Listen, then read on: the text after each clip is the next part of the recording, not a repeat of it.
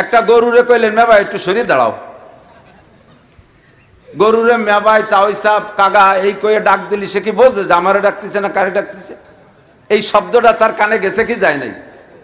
এই শব্দটা তারে যে কথাটা বললাম এটা সে কানে যায় নাই, কিন্তু যাওয়ার পরও এই শোনার যে প্রতিক্রিয়া হওয়া দরকার তা কি গরুর থেকে প্রকাশ পায়? কোনদিন পায়? সেম একটা মানুষ, মুসলমান মানুষ, দুনিয়ার সব কিছু বোঝে, সব কিছু শোনে, কানে এত কথা যায়, এরপরও সেই কথার থেকে কোনো প্রতিক্রিয়া আসে না। সে কথা যে তারে বলছি না কাকে বলছি এটার থেকে কোনো বাস্তব কিছু দেখা যায় না। তাহলে ওই গরুটা আর এই মানুষটার ভিতরে কোনো পার্থক্য আছে? Same quality of animal. ওয়ালাকুম আয়ুনুল লা ইউবসিরুনা বিহা, তাদের চোখ আছে দেখে না। চোখ আছে কি দেখে না? যা দেখা দরকার তা দেখে না। আপনারা চার দোকানে বসে আপনাদের দিক চা স্টলে টেলিভিশন আছে? মাশাআল্লাহ, সুন্নত সব জায়গায় আছে। নবীর সুন্নত না শয়তানের সুন্নত? সুন্নত সব জায়গায় আছে। চার দোকানের যে সাইজ, আল্লাহু আকবার, 10টা আতল ভাঙ্গা কাপ, একটা হ্যান্ডেল ভাঙ্গা কেতলি, লেগাম ফাড়া দুটি ডিশ বল, 100 গ্রাম চা, 250 গ্রাম চিনি, 2 কেন বাঁশ ফাড়িয়ে 4 দিয়ে ছটা বানাইয়ে তাই দিয়ে বেঞ্চ বানাই দিয়েছে। 40,000 টাকা দামের টেলিভিশনে। পুঁজি দেখছেন কি? আর এদিকে টেলিভিশনটা আছে 40,000, সেটা আনছে কোন যাইতে? কারণ এইগুলো তো কিনা লাগে নিজে টাকা দেয়, ওটা তো কিস্তিতে আনা যায়। হযরত কিস্তি আছে না দেশে? আল্লাহু আকবার, সারা দেশে আছে। আল্লাহ, তোর চার দোকানে টেলিভিশন চলতেছে, মানুষ বসে বসে দেখে। আপনাদের ওই চার দোকানের সামনে দিয়ে গরু যায়, কুত্তো যায়, ছাগল যায়, ওরাই কি দাঁড়ায় দাঁড়ায় টেলিভিশন দেয়? ওরা কি কয় যে তোরা জাতি থাক, আমি এই যে খবরটা শুনিয়ে আসি? চোখের সামনে ওরাও দেখে টেলিভিশন চলে, কানেও তার আওয়াজ শোনে, কিন্তু সে আওয়াজ শোনার দ্বারা তারা কোনো ফায়দা নাই, তার দেখার ভিতরে কোনো ফায়দা নাই। তারা দেখেও দেখে না, শুনেও শোনে না, কি বললো তা বুঝেও বোঝে না। এক শ্রেণী মানুষের সামনে কোরআন হাদিস জীবন ভরে বর্ণনা করা হবে, সারা জীবন ভরে বর্ণনা করা হবে, এরকম হজের পর ওয়াজ হবে, উলামায়ে কিরাম জুমার দিন বয়ান করবে, অথচ কথা যেন শুনেও শোনে না, বুঝেও বোঝে না, কথাগুলো দেখেও দেখে না। উলাইকা কাল আনআম, আল্লাহকে এগুলো শুয়োরের বাচ্চা, শুয়োরের মতো। কালানা মানে তো সবই, আমি একটা কব আর যত আছে সব কব।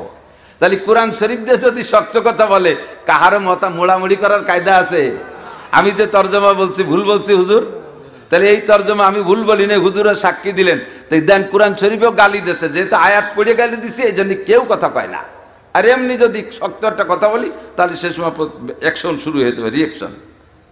এই জন্য আল্লাহ পাক বলেন, কিয়ামতের আগ পর্যন্ত কোথায় কি লাগবে সব আমি জানি। মাঠের মধ্যে জায়গা সংকুলন হবে না। তোমরা হুজুররা বক্তারা বাংলায় ডাকলে কেউ আসবে না। কোরআন শরীফের আয়াত পড়ে যখন ডাক দিবা তখন উম্মত দুর্বল হয়ে যাবে। এই জন্য আল্লাহ তাআলা একটা আয়াত রেখেছে, ওয়াইযা কিলা লাকুম তাফাসসাহু বিল মাজালিস, যখন তোমাদের মজলিসের মধ্যে জায়গা সংকুলন হচ্ছে না বলে বলা হবে, আর বলা হবে ফাফসাহু, আসো একটু আগায় বসো, আসো একটু আগায় বসো, একটু জায়গা করে দাও। ফাফসাহু ইফসাহিল্লাহু লাকুম, ফাফসাহু ওয়াইযা কিলা লাকুম তাফাসসাহু, যখন বলা হবে জায়গা করে দাও, ফাফসাহু, দেরি করো না, জায়গা করে দাও, দাও দাও দাও, তাড়াতাড়ি জায়গা করে দাও। ওই কত মানুষ ধর রাস্তায় দাঁড়ায় রয়েছে, একটু বসতে দাও। তখন আপনি বলবেন, হ্যাঁ আমি কত আগে এসে জায়গা নিয়ে বসে রয়েছি, ভালো জায়গা দাঁড়িয়ে বুঝে বলছি, আর কলি সরি বসবানি, আমারে এর বিনিময় কি দিবা কও, পছন্দ হলে জায়গা ছাড়বো নালি ছাড়বো না, তাই তো নাকি কথা বলেন? আমি আগের তো এসে পরিষ্কার জায়গা বলছি, তার একজন কিনা ফাঁসে এসে পিছনে এসে বাইরে দাঁড়ায় থাকলো, আমার এত কি দায় ঠাকছে তার জায়গা ছাড়িয়ে দেবো? হ্যাঁ এই জায়গা ছাড়তে রাজি আছি, যদি এসছে ভালো জায়গা দাও তাহলে ছাড়বো। আমি তো সেই অভ্যাস আমার, আমি এসছে ভালো না পেলে ছাড়বো না। হযরত ইব্রাহিম আলাইহিস সালামের স্বভাব, আমি এই জায়গাতে উঠে ওই জায়গা বসবো, যদি এখান থেকে ওই জায়গা বসার ভিতরে আমার লাভ হয় তাহলে উঠবো, কথা কন না কেন? হযরত ইব্রাহিম আলাইহিস সালাতু ওয়াস সালামকে ইসমাইল জবিহুল্লাহ আলাইহিস সালাম বলছেন যে আব্বা, সব নবী যা করে আপনিও তো তাই করেন, সব নবী কলেমার দাওয়াত দিয়েছে আপনিও কলেমার দাওয়াত দেন, সব নবী নামাজের দাওয়াত দিয়েছে আপনিও তাই দেন, সব নবী যাকাতের কথা বলেছে, বেশি হয়ে যাচ্ছে, সব নবী যাকাতের দাওয়াত দিয়েছে আপনিও তাই দেন, সব নবী যা করে আপনিও তাই করেন। ফাঁকে কোন নবীকে, আপনার আগে কোন নবীকে আল্লাহ খলিল বলে নাই। ইব্রাহিম খলিলুল্লাহ, বলেন ইব্রাহিম খলিলুল্লাহর মানে কি? আল্লাহর ক্লোজ ফ্রেন্ড, নিকটতম বন্ধু। এমনি তো বন্ধুর অভাব নাই, 8 বছর দোস্ত কোন জায়গা যাই, ওই দোস্ত আর একেবারে বিছানে শোয়া দোস্ত কি এক দরে বিক্রি হয়নি? তো আল্লাহ পাক রব্বুল আলামিন এই দোস্ত বোঝানোর জন্য আরবিতে অনেক শব্দ, সদিক, রফিক, হামিম, হাবিব, এই অনেক শব্দ আছে, তার ভিতরে খলিলও একটা। তো খলিল কইল কেন আপনাকে? তো ইব্রাহিম আলাইহিস সালাম জবাব দিচ্ছে, আমি 3 গুণে আল্লাহর খলিল হয়েছি। কয় গুণ? মনে থাকবে, কয় গুণ? 3 গুণে আল্লাহর খলিল হয়েছি। কি কি আব্বা বলেন? তাই 1 নম্বর গুণ হলো আমি কখনো মেহমান ছাড়া খানা খাই না। এই ছাত্ররা মুখস্থ আরো, আমরা বেশি দিন থাকবো না, এসে অস করা লাগবে না। পড়িয়ে অস করার দিন শেষ, মোবাইল পেয়ে গেছো না, পড়ালে বাস। শুনিয়ে 2 লাইন মুখস্থ রাখতে পারলে এনে এসে বসবা, মাইক ধরতে পারলে খালি টাকা টের পাও, ফু দিলি টাকা, কমপক্ষে শিখে রাখিস। আর পড়িলে শেখার দিন শেষ, কথা কন না। ছাত্রদেরকে মাদ্রাসায় নিজি মসজিদের মধ্যে যেয়ে দেখি, আমার মাদ্রাসার মসজিদে 2 দল গোল হয়ে বসে গেম খেলতেছে। সেই দুটি নিয়ে গেলাম মোবাইল, পড়ালেখা সব শেষ হয়ে গেছে। এই জন্য ছাত্ররা একটু খেয়াল করবে। 3 গুণে আল্লাহর খলিল। কয় গুণ? 1 নম্বর গুণ হলো আমি মেহমান ছাড়া খানা খাই না। মানুষ মেহমান পাইলে ভালো, না হইলে বিড়াল কুত্তে আনিও তাদের প্লেটে করে খাবার দিয়ে তোরা আগে খা, তারপরে আমি খাই। এই যেদিন থেকে এই অভ্যাস শুরু করছে সেই দিন থেকে উনি মেহমান ছাড়া কোনোদিন খানা খায় না। সূরা জারিয়াতের মধ্যে আসছে, আল্লাহু আকবার। একবার উনি এই সিদ্ধান্তে যে মেহমান ছাড়া খানা খাবে না, আর মেহমান উনার বাড়ি আসবে কি আসবে না, মেহমান পাবে কি পাবে না, এটাও কুদরতি কলমে আগে লৌহে মাহফুজে লেখা আছে না নাই? সবকিছু তকদির আগে লেখা আছে না? তো পরপর 3 দিন উনার নামে কোনো মেহমান বরাদ্দ নাই। খেয়াল করেন, পরপর 3 দিন কোনো মেহমান বরাদ্দ নাই। তো এখন রান্না হয়, খায় না, রান্না হয় বসে থাকে, অক্ত চলে যায়, মেহমানও আসে না, খায়ও না, এমন করে 3 দিন চলে গেছে। তো 3 দিন না খাওয়ার পরে অত্যন্ত ক্লান্ত হয়ে গেছে, দুর্বল হয়ে গেছে, নিস্তেজ হয়ে গেছে। আর সে আজিমের মালিকের কুদরতি কলিজায় সাড়া দিছে। আল্লাহ পাক রব্বুল আলামিন জিবরিল আলাইহিস সালাম আর মিকাইল আলাইহিস সালামকে সাথে আরো 8 জন ফেরেশতা দিয়ে, মোট 10 জন অথবা 8 জন, মোট টোটাল 8 জন দিয়ে মেহমানের রূপ দিয়ে পাঠাইছে, যাও আমার ইব্রাহিমকে খানা খায় আসো। উনি তো মেহমান পাইলেই খাবে। তো 8 জন মেহমান, হ্যাডসাম সুদর্শন পুরুষ, পাগড়ি পুগড়ি পরা, একেবারে ওই ভাষা বাইরানো প্যান্ট পরা না, যে অদেহে খাতি দিতে মনে চান এরম না, পারা খুব দেখার মতো, বড় পাগড়ি জুব্বা পরা হুজুর, নবীর বাড়ি নবীওয়ালা মেহমানই গেছে।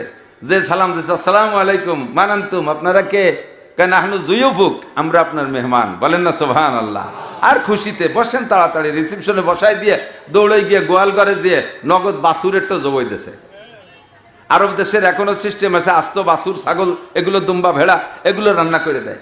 তো দ্রুত বাছুর শুইলে সাফ করে ঘরের ভিতরে দেশে, আর খুব তাড়াতাড়ি রান্না করে দস্তারখানে দিছে।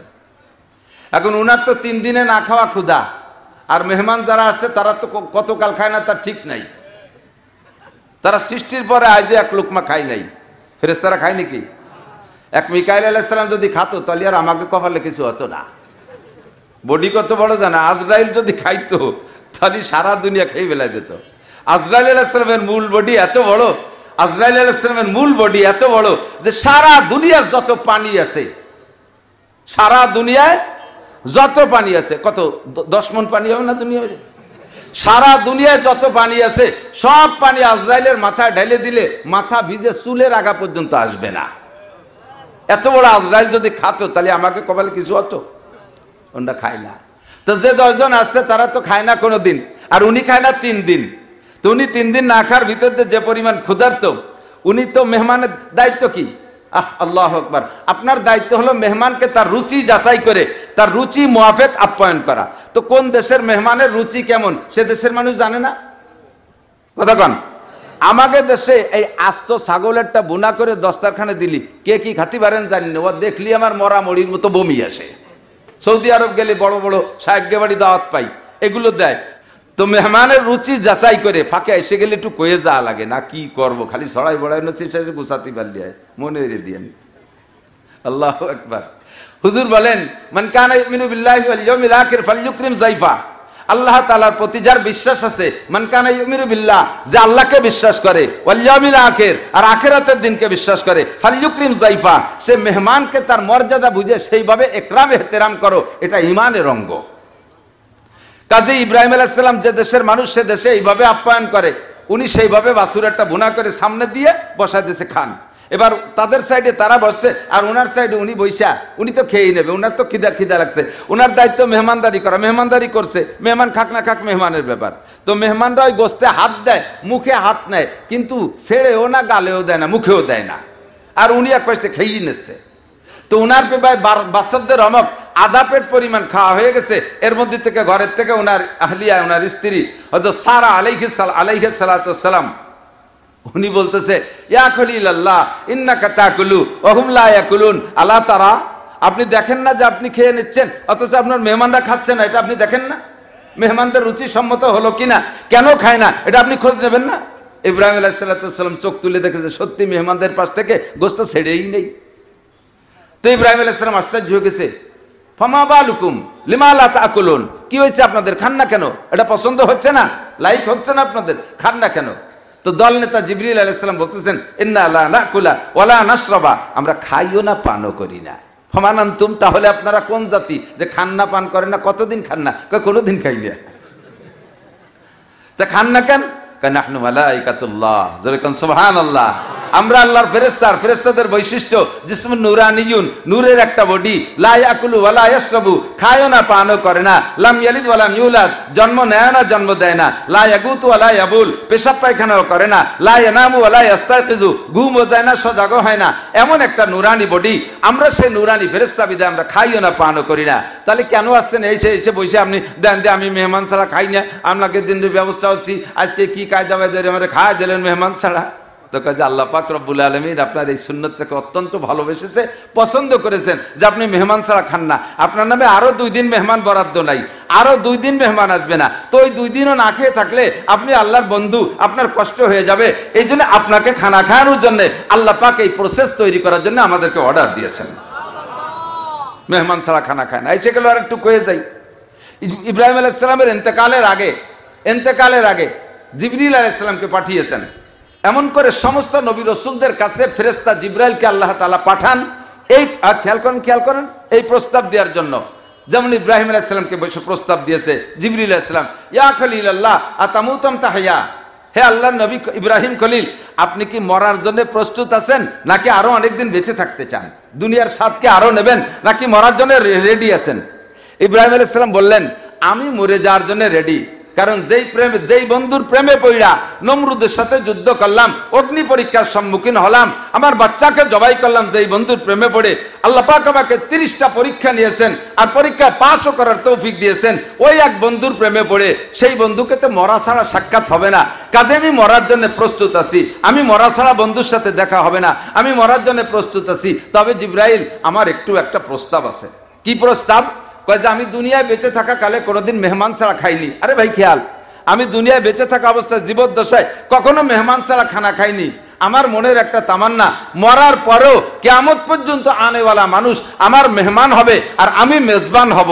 আমি মেজবান মানে বাড়িওয়ালা, আমি মেহমানদারি করনেওয়ালা, সারা দুনিয়ার সমস্ত মানুষ মেহমান হবে, এমন একটা মেহমান খানা আমি খুলে রেখে যেতে চাই, যার থেকে সেই মেহমানদারি নেকি আমার আমল নামে আসতে থাকবে। এই প্রসেসটা আমাকে বলো, পদ্ধতিটা আমাকে বলো, তোমার জানা থাকলে বলো, নইলে আরশে আজিমের মালিকের কাছ থেকে শুনে এসে বলো। জিবরাইল বলেন, তাহলে একটু বসেন, আমি শুনিয়ে এসি উপরের থেকে। জিবরাইল চলে গেছেন যাইয়া আল্লাহ পাকের কাছে প্রস্তাব দিয়েছে, আল্লাহ তোমার খলিল তো মরার জন্য রেডি হয়েছে, কিন্তু সে তার আগে মরার আগে এমন একটা কাজ করে রেখে আসতে চায়। আল্লাহ পাক বলেন, ঠিক আছে, 1 মুঠ লবণ নিয়ে যাও, 1 মুঠ লবণ নিয়ে যাও, চিনি নিও না, কারণ ওর ডায়াবেটিস আলারা খায় না। লবণ যে কোনো ভাবে রান্না করে হোক, কাঁচা হোক, লবণ খাবে সারা পৃথিবীর মানুষ। কথা বলেন? বিস্কুটের মাধ্যমে, কেকের মাধ্যমে, ভাতের মাধ্যমে, তরকারির মাধ্যমে, সব জায়গা কম বেশ লবণ থাকবেই থাকবে। 1 মুঠ লবণ নিয়ে পানিতে ছেড়ে দাও, আর মিকাইলরে বলো, পানির দায়িত্ব তো পানি মন্ত্রী তো মিকাইল আলাইহিস সালাম, উনারে বলো পানির মাধ্যমে সারা পৃথিবীর মানুষের কাছে যাতে লবণ পৌঁছিয়ে দেয়। আর বিশ্বের যে প্রান্ত থেকে যেখান থেকে পানির ভিতর থেকে লবণ বের করে খাবে, সে জায়গার থেকে আমার ইব্রাহিমের মেহমান হবে, আর ওই লবণ খাওয়া মেহমানদারি নেকি আমার ইব্রাহিম পাইতে থাকবে। 1 মুঠ লবণ কটুক। ইব্রাহিম আলাইহিস সালামের মুঠ কত বড় ছিল? বাংলাদেশের চেয়ে বড় মুঠ তো মুঠই, কিন্তু এই হাতের বরকতি আলাদা, এই হাতের বরকতি আলাদা। ওইটার হাতের ভিতরে নিয়ে রগড়াইয়া পানিতে যখন ছেড়ে দিয়েছে, আল্লাহ তাআলা এই পানির ভিতরে লবণকে টনকে টন কি পরিমাণ বানাচ্ছে, কিয়ামত পর্যন্ত আর কোনোদিনও লবণের সংকট এখনো হয় নাই, কোনোদিনও হবেও না। ইব্রাহিম আলাইহিস সালামের হাতের বরকত। আল্লাহু আকবার। তো দোস্ত, ইব্রাহিম আলাইহিস সালাম এই মেহমানখানা খুলে রেখে গেছেন। এদিক তাকান, একটু কথা বলি, ফাঁকে একটু বলে নেই। ইব্রাহিম আলাইহিস সালামের তো নেকির অভাব ছিল, এই জন্যই পরবর্তীতে একটা লাইন করে গেছে যে যা কামাই গেলাম এতে তো বাকি খেয়ে বাঁচতে পারবো না, একটা হদ খুলে দিয়ে গেলাম কবরে বসে হইতে, যাতে 2-4টা আসতি তালে তাই। এই নাকি প্রশিক্ষণ দিয়ে গেছে জলিলুল কদর নবী রসুল ইব্রাহিম আলাইহিস সালাতু ওয়াসসালাম, মুসলিম জাতির পিতা। আমার নবীর চাইতে বড় নবী পৃথিবীতে আসে নাই। ইব্রাহিম আলাইহিস সালামের চাইতে 100,000 গুণে দামি আমাদের নবী। কথা বলুন ঠিক কি ঠিক না? সেই আমাদের নবীও ইব্রাহিম আলাইহিস সালামের সুন্নত অনেকগুলো নিজের শরীয়তের মধ্যে রেখে গেছে, যে এটা মিল্লাত আবিকুম ইব্রাহিম, এটা তোমাদের জাতির পিতা ইব্রাহিম আলাইহিস সালাম। ওখান থেকে ইব্রাহিম আলাইহিস সালামের সুন্নত, যেমন বগলের পশম পরিষ্কার করা, তারপরে মোছ কাটা, দাড়ি রাখা, খতনা নেওয়া, তারপরে নখ কাটা ইত্যাদি, ঢিলা ব্যবহার করা, মেসওয়াক ব্যবহার করা, এরকম অনেক সুন্নত ইব্রাহিম আলাইহিস সালামের সুন্নত। সেগুলো সর্বোপরি ইব্রাহিম আলাইহিস সালামের কুরবানি আমাদের ভিতরে এখনো পর্যন্ত আছে, কিয়ামত পর্যন্ত চলতে থাকবে।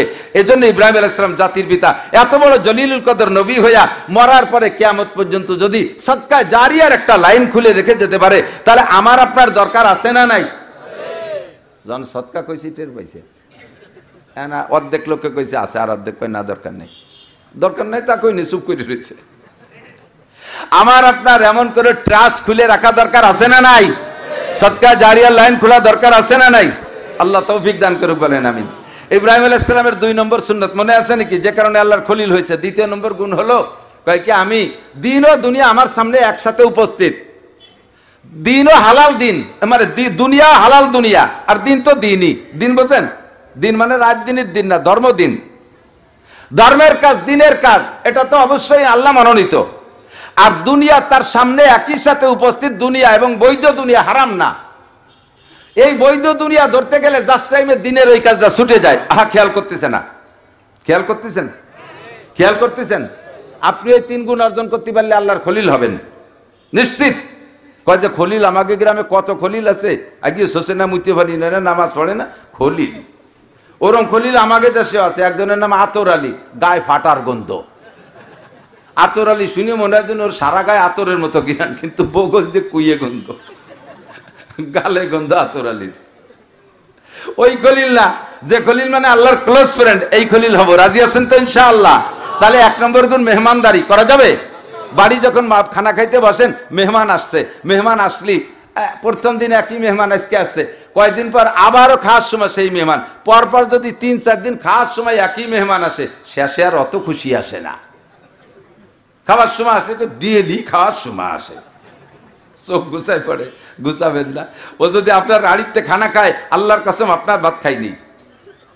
আপনার হাড়িতে সেই মেহমান খানা খায়, ডেলি ওকে খায়, আল্লাহর কসম আপনার ভাত খাইনি, আপনার খানা খাইনি। আপনার খানা যদি সে খাইতো, তাহলে আপনার খানা হতো সেটা। আপনারটা তো সে কোনো মতে খাতে পারবে না।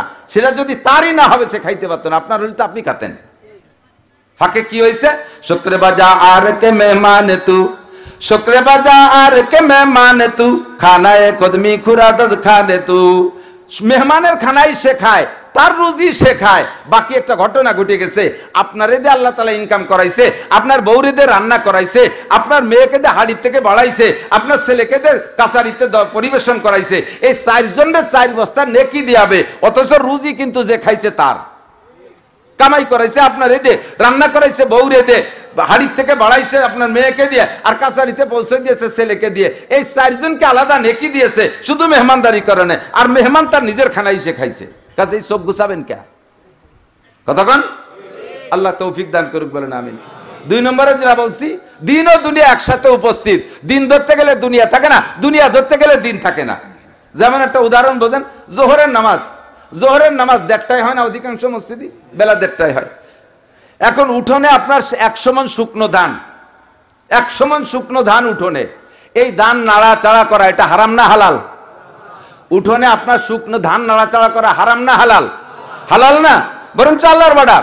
ওয়াইদা কুদিয়াতিস সালাতু ফান্তাশিরু ফিল আরদ ওয়াবতাগু মিন ফাদলিল্লাহ। নবী পাক বলেছেন কাসবুল হালালে ফরিদাতুন বাদাল ফরিজা, আল্লাহর ফরজ বিধান পালনের পরে 2 নম্বর ফরজ হলো হালাল রুজি উপার্জন করা। মাঠের থেকে ধান কাটবেন, এটাও ফরজ। বাড়ি এনে মাড়াই করবেন, এটাও ফরজ। সেটাকে শুকাবেন, এটাও ফরজ। হালাল রুজি উপার্জন করা, যে হালাল ভাবে যেটা আছে। কাজে আপনার এই শুকনো ধান ঘরে তোলাও ফরজ। এই ফরজ উঠোনে, আর ওদিকে 1:30 বাজে গেছে, নামাজ শুরু হবে। এর মধ্যে ম্যাগ এসে গেছে, ধুমসা ম্যাগ। আপনি ধান স্তূপ করছেন, মোটামুটি রেখে যে নামাজ পড়ে এসে উঠবেন এমন প্ল্যান, এর মধ্যে ম্যাগ শা করে শব্দ আসতেছে, ঠান্ডা বাতাস হয়ে গেছে। এখন যদি ধান উঠতে যান, জামাত ছুটে যায়। আর যদি জামাতে নামাজ পড়তে যান, 100 মণ ধান ভিজে যায়। কি করবেন আমি আপনি কি করব? আমরা বলবো যে সুরকিরা তো আমরাও জানি, খালি হুজুর একা জানে তা তো না। আর বেকায়দায় পড়ে গেলি, এটাও তো ফরজ, আল্লাহ তো আর এটা বাদশাদ দেয়নি। ধান উঠে পরে আমরা নামাজ পড়িয়ে নেবানি করে, আমাকে ফতোয়া, তাই না? আর ইব্রাহিম আলাইহিস সালামের ফতোয়া কি? ধান জায়গায় থাক, আমি আগে আল্লাহর আদায় করি। এটা আমার ধান আমার, আর নামাজ আল্লাহর, আমি আল্লাহর করব। আর এ কথা আছে, মান কানা লিল্লাহ কানা আল্লাহু লাহু, যে আল্লাহর হয় আল্লাহ তার হয়, যে আল্লাহর হয় আল্লাহ তার হয়। তা আমি যদি আল্লাহর হই, আল্লাহ আমার হবে। আর আমি যদি আমার হই, তাহলে আমি কি করতে পারবো?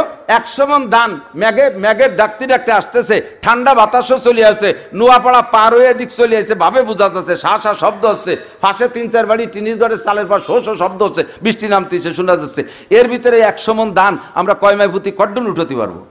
হয়তো 20 মণ উঠবো। তো ম্যাগ যদি আইসেই পড়ে, 20 মণ উঠতে বাকি 80 মণ ভিজেই ফেলবে।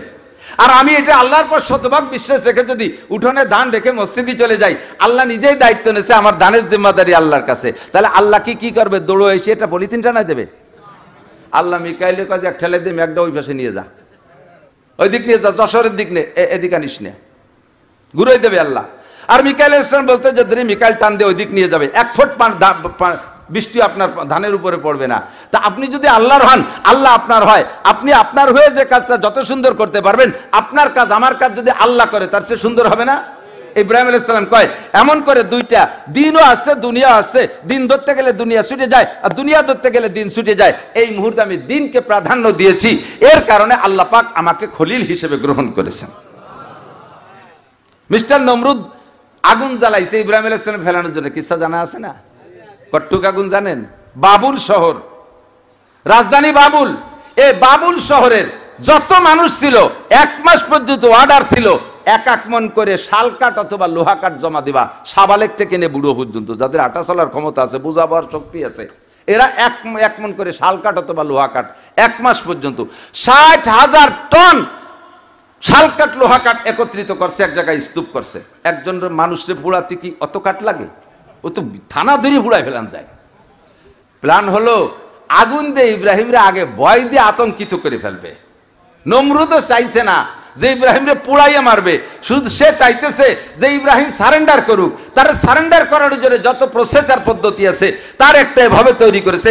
60,000 টন কাষ্ঠ একত্রিত করিয়া 1 সপ্তাহ তেল মারছে, আর চতুর্দিক দিয়ে বড় বড় ফুঙ্কার লাগাইয়া 1 সপ্তাহ পর্যন্ত আগুন জ্বালাইছে। আগুন উঠে গেছে প্রায় 1.5-2 মাইল উঁচু, আর বিশাল চড়কের মাথায় বান্ধিয়া ইব্রাহিম আলাইহিস সালামকে ফেলাবে। ইব্রাহিমকে প্রস্তাব দিয়েছে, ইব্রাহিম তুমি এখনো বলো, তুমি একটা সুযোগ নাও, তুমি দরকারে 1 মাস সুযোগ নাও, নইলে 1 বছর সুযোগ নাও, যে আমারে সুযোগ দেন, আমি 1 বছর ভাবিয়ে দেখি নমরুদ আপনারে আল্লাহ বলবো, আপনারে খুদা বলবো, না আমার আল্লাহরে খুদা বলবো, এই বলে আমারে ভাবার জন্য 1 বছর সুযোগ দেন। তাহলে নমরুদ ইব্রাহিমকে ছেড়ে দিতেন, ইব্রাহিম আলাইহিস সালামকে ছেড়ে দিত। কিন্তু ইব্রাহিম আলাইহিস সালাম কি ছিল, আবার কাল বিলম্ব কি, এখানে কি আছে? এই আগুনে ফেলাবে আর পুড়িয়ে যাবো, পুড়িয়ে মরার পরেই তো আমি জান্নাতে চলে যাবো। কন্যা সুবহানাল্লাহ, আমি আগুনে পুড়ে মরার পরেই তো জান্নাতে চলে যাব। কাজে আমার এই আগুনে ভয় পেয়ে দেরি করার কি দরকার? ইব্রাহিম আলাইহিস সালাম বললেন, হে নমরুদ, তোর ভিতরে খোদা হওয়ার কোনো যোগ্যতা নাই, তুই কিসের খোদা? তোর ভিতরে কি যোগ্যতা আছে? নমরুদ কয়, তোমার খোদা কি পারে আমি তাই পারি। কদি আবাল রে কি করতে যায়? কয় তোমার খোদা যা পারে আমিও তাই পারি। ইব্রাহিম আলাইহিস সালাম কয় যে আমার খোদা ইহয়ী ওয়া ইউমীত, মারতেও পারে বাঁচাতেও পারে। নমরুদ কে ওয়ানা ওহি ওয়া উমিদ, অযোগ্যতা তো আমার আছে, আমিও মারতেও পারি বাঁচাতেও পারি। ইব্রাহিম আলাইহিস সালাম কথা, তুই মারি বাঁচা দেহা দি। জেলখানাতে 2টা আসামি ডাকে এনে, একটার নামে ফাঁসির অর্ডার হয়েছিল, সেটা তো মরবে, যেটা ফাঁসির অর্ডার হয়েছে সে মরবে না। তার তো মেরে ফেলতে হবে। আর যেটা বেকসুর খালাস হবে সেটা তো নিরপরাধী খালাস হয়ে গেল। তো যেটা খালাস হয়ে যাবে ওই ডেরে ধরে জবাই দিছে, আর যেটার নামে ফাঁসির অর্ডার ছিল ওই ডেরে ছাড়িয়ে দিছে। দেখ এই যে মারলাম আর বাঁচালাম। ইব্রাহিম আলাইহিস সালামকে আল্লাহ তুমি এত বড় দামড়ারে এত বড় দেশের মালিক বানাইছো যে মারা বাসা বোঝে না। এ কি আবালের আবাল, এ মরা বাসা বোঝে না। মরা বাসা কে না বোঝে? মরারে বাঁচাইতে পারে, বাসারে মারতে পারে। এর মানে কি? যেটা মারা গেছে সেটা জীবিত করতে পারে, ঠিক না? আর বেঁচে যে আছে তারা মেরে দিতে পারে। কিন্তু সে জায়গা সে কি এও বোঝে না। তো ইব্রাহিম আলাইহিস সালাম কয় যে এরে এভাবে হবে না, কুকুর যেমন মুগুর সেরম লাগবে। ইন্নাল্লাহা ইয়াতি বিশ-শামসি মিনাল মাশরিক ফাতি বিহা মিনাল মাগরিব। আমার আল্লাহ জীবন ভরে সূর্যটারে পূব দিক থেকে উঠাইয়া পশ্চিম দিক ডুবোয়, তুই পারলি উল্টো দিক থেকে আন। তুই যেহেতু খোদা হিসেবে একটা পাওয়ার আছে, আমার আল্লাহ খোদা বিদায় এই দিক দিয়ে উঠো জীবন ভরে, তুই পশ্চিম দিক দিয়ে উঠো। এত বড় মানে নির্বোধ, এত বড় বোকা। ও তো কলিকতিবাত যে পূব দিক দিয়ে তো আমি উঠোই, তোমার আল্লাহ ফেসতে উঠো, সে বুদ্ধিও নাই। এ কলিয়ে তো হয়ে যেত, প্রার্থনা করছি আমি পূর্ব দিক থেকে যে সূর্য ওঠে এটা আমি উঠোই, তোমার আল্লাহ পারলে এই দিক দিয়ে আনুক, এ বললেও হতো। আর এ যদি বলতো নমরুদ, আর ইব্রাহিম আলাইহিস সালাম যদি আল্লাহকে বলতেন তা আমার আল্লাহ পশ্চিম দিকে সূর্যকে ফেরত দিতে পারতেন কি পারতেন না? কিন্তু সে বোধ হয় নাই। ফাবুহিতাল্লাযী কাফার। আবার কোরআন শরীফের শব্দ কি? ফাবুহিতাল্লাযী কাফার। লাজবাব হয়ে গেছে, নির্বাক হয়ে গেছে নমরুদ, কার হয় না। এত বড় বোকা, সে প্রস্তাব দিয়েছে ইব্রাহিম তুমি শুধু আমাকে খোদা বলে বলো, অথবা তুমি টাইম নাও, ওয়েটিং নাও, দেরি কর, আমার সুযোগ দেন। ইব্রাহিম আলাইহিস সালামকে কোনো সুযোগের দরকার নেই। আমি পড়েছি আমানতু বিল্লাহি রাব্বিল আলামিন, আমি রব্বুল আলামিনের পর বিশ্বাস রাখি। তুই কেডা? তোর কি পাওয়ার আছে? কি পারিস তুই? খালি সুযোগ নে, তোর সময় মতো দোলাই দেওয়া হবে। তো দোস্ত, এই মুহূর্তে ইব্রাহিম জানে না যে আগুন ফুলবাগান হবে। ইব্রাহিম জানে না যে আগুন তার জন্য শান্তিদায়ক হবে। ইব্রাহিম তখনও জানে যে আগুনের যে স্বভাব, আমি আমার বেলাইলে পুড়িয়ে আমি সাইবস্য হয়ে যাব, এ বুঝতেছেন। কিন্তু তাহলে কি আসছেন একসাথে বলেন? দিন ও দুনিয়া একসাথে এসে গেছে না? একদিকে আল্লাহর প্রতি বিশ্বাস, আর একদিকে জান বাঁচানোর জন্য দুনিয়ার আগুনি থেকে বাঁচার পথ অবলম্বন করা। এই দুইটা যখন এক জায়গায় আসছে, ইব্রাহিম আলাইহিস সালাম কয় আমি আগুনই পুড়ে যাব, তবু আমি আমার আল্লাহর সাথে কেউ শরীক করতে পারবো। আপনারা কি পারবেন? পারবেন শরীক করতে? খানে वाला खिलाने वाला के, बचाने वाला के, मारने वाला के, ধারাবাহিক বলতে থাকেন কে? রিজিক দাতা কে? সম্মান দেয় কে? সিনাই নাই কে? কেড়ে নাই কে? সর্বময় ক্ষমতার মালিক আমার আল্লাহ। আমার রাজনৈতিক নেতারা ইমান ঠিক করে রাখলিস দিন একা ইয়াকফিকাল আমালুল কলিল, ইমান রে ফ্রেশ করেন, নইলে কিন্তু কোনোটাই কাজ হবে না। যত চাপাবাজি করেন, কবরে যাওয়ার পরে আপনার মতো নেতারে বাড়ইয়ে তেনা বানায় ফেলবে। আমার মতো মৌলবীর কোনো খাবার থাকবে না যদি লাইন মতো মরতে না পারি। কথা কন? মুশরিক হয়ে যায় নির্বাচন আসলে, রাজনীতি করতে করতে ইমান নষ্ট করে ফেলে। কয় কি কয়? জনগণ ক্ষমতার উৎস, ক্ষমতার উৎস জনগণ। কয় কি কয় না? কয় না? সব রাজনৈতিক দল কয় জনগণ ক্ষমতার উৎস। জনগণ যদি ক্ষমতা সেদিক। কে বলছে এই কথাটা? সেই 1400 বছর পর্যন্ত উলামায়ে কিরাম, নবী রাসূলরা বোঝানোর চেষ্টা করছে, হাজার হাজার বছর ধরে উলামায়ে কিরাম আজ 1500 বছর আখেরি নবীর উম্মত বোঝানোর চেষ্টা করতেছে জনগণ ক্ষমতার উৎস না। ক্ষমতার উৎস কে? আরে জোরে বলেন না কে? একমাত্র আল্লাহ, আর কেউ না। চোখে আঙ্গুল দিয়ে আল্লাহ দেখাই দেয়। 42টা রাষ্ট্র শক্তিধর, যে কেউ ন্যাটোর সদস্য হতে পারে না। যারা নিজস্ব প্রযুক্তি দিয়ে অস্ত্র তৈরি করতে পারে, অত্যাধুনিক অস্ত্র, তারাই ন্যাটোর সদস্য হতে পারে। ইউক্রেনরা কিন্তু বিশাল বড় বিজ্ঞানী আছে, ওরা অস্ত্র বানাইতে পারে, অথচ তাদেরকে ন্যাটোর সদস্য বানাই নেই এতদিন। এবার ওই যে ট্যাম্প কায়দাবাই তৈরি মনে ডুন সৃষ্টি হচ্ছে। আমাদের মুসলিম কান্ট্রির ভিতরে একমাত্র খালি তুরস্ক আছে ন্যাটোর সদস্য। এই ন্যাটোতে সব দল সবাইরে নেয় না। এত বড় ন্যাটো বাহিনী, 42টা দেশ। কত দেশ? 42টা দেশের ন্যাটো বাহিনী ঐক্য হইয়া আফগানের কয় মোল্লারে মারার জন্য সেই জায়গা বাগরাম এয়ারপোর্ট একটা বানাইয়া, সেই জায়গা 20 বছর পর্যন্ত আমেরিকা মারছে, আর এর আগে 22 বছর পর্যন্ত রাশিয়া মহাশক্তি মারছে। এই দুই দলের পেশাপেশি মারামারির ভিতরে আর কি আফগানে মানুষ থাকার কথা? তার ভিতরে যা আছে কয়টা মোল্লা মৌলবী, কয়টা মোল্লা মৌলবী, নামও তাকে মোল্লা। নামও কি? পাগড়ি ভরা মোল্লা, পায়জামা ভরা মোল্লা, এটা সৈদ্রে ভরা মোল্লা, মিলা থোড়া মোল্লা, এ বাড়ি ও বাড়ি যাই মিলা থড়ি বেড়ায় সেই মোল্লা। সে মোল্লা গিয়াতে কিছু নাই, চায়নাতে কয়টা ক্লাসিন কপ নিয়ে এই আমেরিকান আর ন্যাটো বাহিনীর অত্যাধুনিক বিশ্ব চ্যাম্পিয়ন সমস্ত অস্ত্র, বিমান, রকেট, হেলিকপ্টার সব আছে, সাজোয়া ট্যাঙ্ক সব আছে, বড় বড় কামান গোলা বারুদ আছে, সবগুলোকে 42 বছর পর্যন্ত লড়াই করে এত বড় ক্ষমতাকে উলাঙ্গা করে ছেড়ে দিয়েছে। ল্যাংটা হয়ে পালাইছে, লাস্টে পরনে জাঙ্গিয়াটাও খুলি থুয়ে দৌড়াইছে বিলাড়াড়ি কোনা কোনি বিলির মধ্যে দিয়ে সাইডিয়া বিমানের ডেনা দলে ঝুলিয়ে রয়েছে। দেখছেন না, এ কি পুরনো বানায়নি কিচ্ছা নাকি? আগের 1500 বছর আগের কিচ্ছা, ও পুরন কথা বাদ দাও, ওই হয় নাকি? এমনি চোখের সামনে আল্লাহ দেখাই দেয়। তাহলে ক্ষমতা যদি জনগণ, কি বলে, জনগণ যদি ক্ষমতার উৎস হয়, তাহলে ওরা জিতে যেত, মোল্লারা ঠকে যেত। কতক্ষণ এখন ঠকে যাইয়া বেশ যেতেই অপমান হয়ে চলে যায়, ফিরে আবার পাইতারা দিচ্ছে আমাকে বাগরাম বিমান ঘাটি দিতে হবে। মোল্লারা আয়, খালি আয়। সে সময় খালি হাতে দুলাই দিছি, বা রাতে কিছু আছে, একটারও মাথা নিয়ে যাইতে দেবো না ইনশাআল্লাহ। আল্লাহ তাআলা তাদের হিম্মত আরো বাড়াই দিক, জোরে করে আমিন। কয় যে ও তো আফগানিস্তান, ওই জায়গা গেছি নাকি আমরা? রাজনীতি বুঝবেন না, বাস্তব বোঝানোর জন্য শিরিক আর কুফর মুক্ত ঈমান গড়ব, তাই কই এনেছি না আমি খুতবার মধ্যে। তো শিরিক আর কুফর মুক্ত ঈমান গড়ার উদ্দেশ্যে উদাহরণ বলছি, চোখের সামনের উদাহরণ। 1500 বছর 2000 বছর আগের কিচ্ছা না। সরকারি ক্ষমতা প্রধানমন্ত্রী তৎকালীন শেখ হাসিনার হাতে ছিল কি ছিল না? সরকারি ক্ষমতা যেহেতু তার হাতে, কাজেই যত ক্ষমতা, রাষ্ট্রীয় ক্ষমতা সব তার হাতে। র্যাব তার হাতে, কুবরা তার হাতে, পুলিশ তার হুকুমে, আর্মি তার হুকুমে, বিডিআর তার হুকুমে, নৌবাহিনী তার হুকুমে, বিমান বাহিনী তার হুকুমে, আনসার বাহিনী তার হুকুমে, শহীদার দফাদার তার হুকুমে, ছাত্রলীগ, যুবলীগ, কৃষক লীগ, তাঁতি লীগ, পাতি লীগ, যত লীগ আছে সব লীগ তার হাতে। সব থাকা সত্ত্বেও মাত্র নিরস্ত্র কয়েকজন পোলাপানের স্লোগানে সবাইকে পালানো লাগছে, দেশ ছেড়ে চলে যাওয়া লাগছে। সত্য না মিথ্যা? আমলিগ হন আর বিএনপি হন, সবাই ফাতাবিরু ইয়া উলিল আবসার। বুদ্ধি থাকলে এখান থেকে উপদেশ গ্রহণ করেন। আল্লাহ বলেন ফাতাবিরু ইয়া উলিল আবসার। এত বড় দল এখনো পর্যন্ত সকলে স্বীকার করতে বাধ্য। যদি উন্মুক্ত নির্বাচন হয় তাহলে আবার কারা হবে তা আল্লাহই ভালো জানে। আমরা তখনও জানতাম বাংলাদেশে আমলিগের সংখ্যা বেশি, আর বাকি যা আছে তাই 14 দলে ভাগ হয়েছে। 3 মৌলবী 13 দল।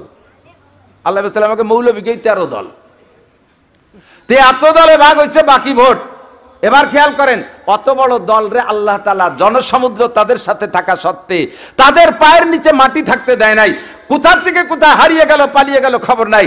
তাই তাদের পরে বাকি যারা আছেন তারা সেখান থেকে শিক্ষা গ্রহণ করেন, সীমা লঙ্ঘন করবেন, সীমা লঙ্ঘন করবেন, তাহলে তাদের পরিণতি তাদের চাইতে খারাপ হবে। সীমা লঙ্ঘন করবেন, অন্যায় করবেন, জুলুম করবেন, সীমা লঙ্ঘন করবেন, অবশ্যই আমলিগের চাইতে বড় দল আপনারা নন। কোন দলই তাদের চেয়ে সংখ্যায় বেশি না। তাদেরকে আল্লাহ তাআলা এমন অপমান করে শিক্ষা দিয়েছে, বাকিরা সেখান থেকে শিক্ষা গ্রহণ করেন। বাড়বেন, আল্লাহ তাআলা মাটির সাথে মিলিয়ে দেবে। ঠিক কি ঠিক না? ক্ষমতার উৎসকে ইব্রাহিম আলাইহিস সালাম কয়, তুই কোন জায়গার পাইছু যে তোরে আমার আল্লাহ ক্ষতি হবে? নমরুদ যে কয়, দে ওটারে পুড়াই দে। পুড়াই দেবে বলে সড়কের মাথায় বাঁধছে, সড়কের গুড়া জিব্রাইল চিবিয়ে ধরে রয়েছে। জিব্রাইল যদি সড়কের গুড়া ধরে বসে, তাহলে নমরুদের 14 গোষ্ঠী সহটাই নিয়ে সোজা আসতে পারবে। নমরুদের সেনাবাহিনী ছিল তৎকালীন 70 লক্ষ। সারা পৃথিবীর রাজা তো, 70 লক্ষ সেনাবাহিনী। এই 70 লক্ষ সেনাবাহিনীর কাজে লাগাইছে, জনগণ লাগাই দিচ্ছে। সে সড়কটা নিয়ে জিব্রাইলের হাতে ছুটোতে পারে না। এর মধ্যে ছুটো দিতে হবেই, কাজ তো করতেই হবে। বুদ্ধি একজনের দিতে হবে না? উপদেষ্টা একজন হয়েছে, প্রধান উপদেষ্টা। আমাকে ডক্টর ইউনূস সাহেব না, প্রধান উপদেষ্টা মিস্টার ইবলিস। কেডা? মিস্টার ইবলিস। আইসা নমরুদ দেখে সার না সার, সার না সার, সার। এ সারা দুনিয়া ধরে টানলিও কেউ ছুটোতে পারে। ও জায়গায় বিশাল এক মস্তান ধরে রাখছে। কয় তার কি ছুটানো যাবে না, পারা যাবে না, সফল হতে পারবো না? হ্যাঁ, হতে তো হবেই। তো সিস্টেম কি? কয় যে যা যা করতেছেন ওই দিয়ে হবে না। ও জায়গায় আলাদা একটা কায়দা আছে। ওই পশ্চিমের থেকে কিছু আমেরিকান লেংটি সেমড়িকে নিয়ে আসেন, নিয়ে আসেন নারী অধিকারের নামে কিছু সেমড়িকে নিয়ে আসেন। কিছু উলাঙ্গি মহিলা, 40 জন লাগবে। কত? 40-এর একটা বরকত আছে।